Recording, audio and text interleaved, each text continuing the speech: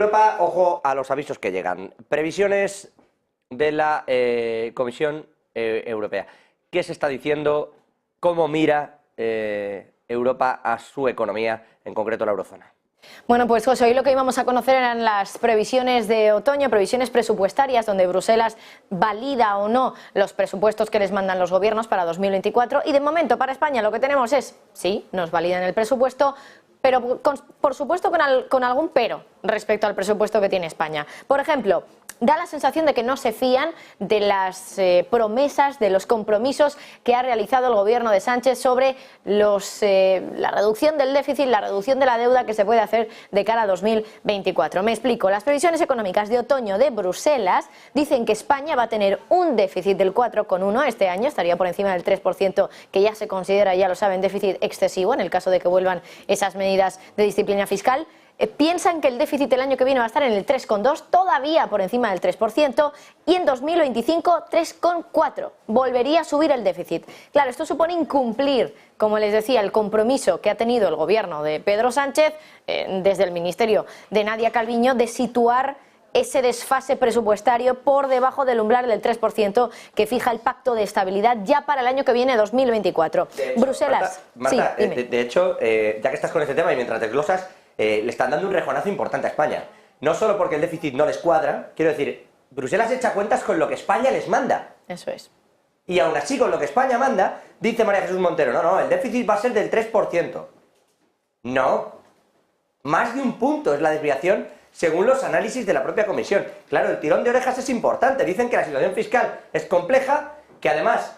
y ojo, porque esto lo van diciendo ya de tapadillo y te lo cuento, Marta, algunos funcionarios en Europa lo que dicen es el nuevo acuerdo para la presidencia, este famoso acuerdo en el que vais a ceder la caja de la Seguridad Social y en el que se va a perdonar hasta 14.000 millones del Fondo de Liquidez Autonómica y que va a suponer que otras comunidades quieran adherirse a ese tipo de perdones, os dificulta todavía más esa política fiscal porque tenéis que elevar la recaudación. Si a mí no me salen las cuentas con lo que ya me habéis mandado, dice Europa, claro, yo creo que ya os vais a desviar más de un punto, pero es que además... le estáis metiendo leña a esto. Estáis perdonando un dinero que en teoría es recaudación fiscal para incumplir, en este caso, las propuestas que habéis mandado de déficit. ¿Qué más dice Europa? Perdóname.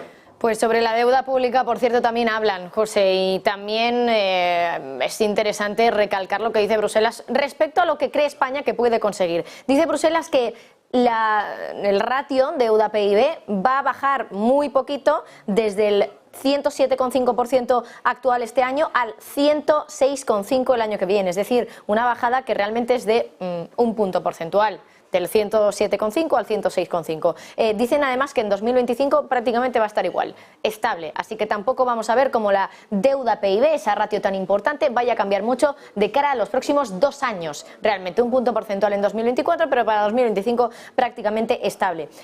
Con estos datos se puede decir que España básicamente va a ser este año el 5º país de la Unión Europea con un nivel de deuda más alto, un nivel de deuda pública más alto, solo superado en este caso por Grecia, Italia, Francia y Bélgica. También hay que recordar palabras, por cierto, que están circulando ahora mismo, realizadas declaraciones por parte de un alto funcionario de la Unión Europea que habría hablado directamente de la situación española y habría dicho lo siguiente: el plan presupuestario de España está en línea con las recomendaciones fiscales de la Unión Europea en todos los criterios, pero hay que recordar que la situación fiscal es muy difícil. Dice, hemos pronosticado que el déficit va a estar por encima del 4%, que tendremos un déficit por encima del 3% en 2024 y en 2025. Los niveles de deuda pública siguen siendo muy altos y prevemos, como les decía antes, alrededor de un 108% para este año, 106% para los años siguientes. Es decir, Bruselas valida los presupuestos, pero eso sí, con bastantes peros.